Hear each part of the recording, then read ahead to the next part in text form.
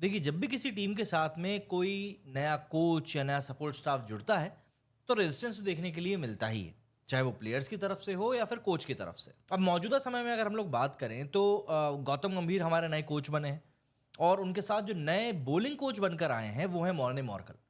अब Morne Morkel यूं तो साउथ अफ्रीका की तरफ से जब खेलते थे तब काफ़ी शानदार खिलाड़ी वो माने जाते थे, काफ़ी लंबे ऊंचे कद के गेंदबाज हैं।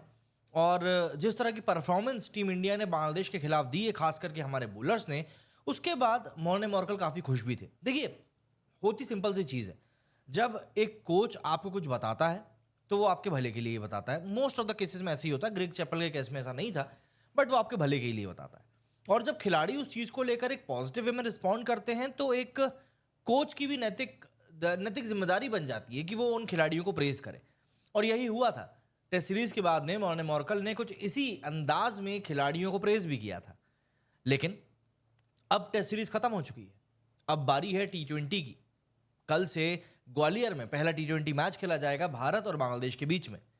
जो खिलाड़ी टेस्ट टीम का हिस्सा नहीं थे, खास करके अगर हम बात करें सूर्य कुमार यादव की, हार्दिक पांड्या की, काफ़ी सारे ऐसे प्लेयर्स हैं, रिंकू सिंह, जो कि अब हमको टी20 के अवतार में दिखाई देने वाले हैं।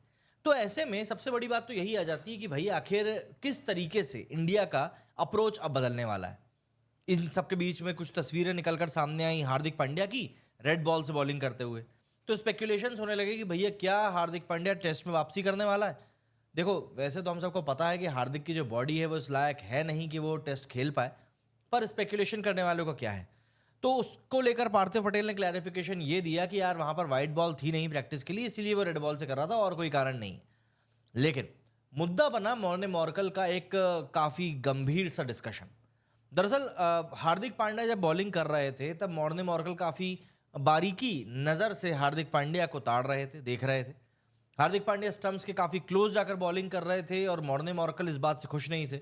हर एक बॉल के बाद में वो हार्दिक को बता रहे थे कि यार बहुत पास जा रहे हो। साथ ही साथ हार्दिक की बॉलिंग का जो रिलीज पॉइंट है उसके ऊपर भी वो काफ़ी काम कर रहे हैं। दरअसल हार्दिक पांड्या, देखिए, आप माने या ना माने, लेकिन एक वाकई में काफ़ी इफेक्टिव ऑलराउंडर रहे हैं इंडिया के लिए। चाहे आप ओडीआई वर्ल्ड कप की बात कर लें, आप टी20 वर्ल्ड कप की बात कर लें, हार्दिक पांड्या ने अपना ड्यू निभाया है। हालांकि मुंबई की तरफ से जब उन्होंने अपना गेम दिखाया था तब वो उतने ज़्यादा इफेक्टिव साबित नहीं हुए थे as a captain, but as a player अगर हम बात करें तो उनकी ऑलराउंड कैपेबिलिटीज़ के ऊपर डाउट हम लोग नहीं कर सकते। तो ऐसे मॉर्ने मॉर्कल कहीं ना कहीं सिर्फ इनकी बॉलिंग की धार को और तेज़ करना चाह रहे हैं। और पॉजिटिव बात ये रही कि हार्दिक पांड्या ने भी इस बात को बहुत पॉजिटिवली लिया और मॉर्ने मॉर्कल्स ने जो इनपुट दिए थे उनकी बॉलिंग को लेकर, उस इनपुट के ऊपर हार्दिक ने भी बहुत पॉजिटिव अप्रोच के साथ में बात सुनी, समझी और उसको लेकर उसी के ऊपर उस तरीके से फिर रिएक्ट भी किया। देखिए, होता यही है, जब आप एक गेम में इन्वॉल्व होते हैं खिलाड़ियों के साथ में तो कहीं ना कहीं आपको उसी तरीके से रिस्पॉन्ड करना होता है जिस तरीके से करना सही लगे। अब हार्दिक पांड्या ने यहाँ पर मैच्योरिटी के साथ में इस चीज़ को हैंडल कर लिया और साथ ही साथ मॉर्ने मॉर्कल ने भी बहुत सहजता के साथ में खिलाड़ी के साथ बात करी। देखिए, इंडियन प्लेयर्स के साथ में दरअसल दिक्कत ये हो जाती है कि ये लोग बहुत बड़े स्टार होते हैं इंडिया में, मतलब जहाँ भी जाते हैं भीड़ लग जाती है लोगों की देखने के लिए। तो ऐसे में सबसे बड़ा जो एक पॉइंट खड़ा होता है वो ये कि ऐसे में खिलाड़ी अपनी इन सब चीज़ों को कंट्रोल कैसे करेगा।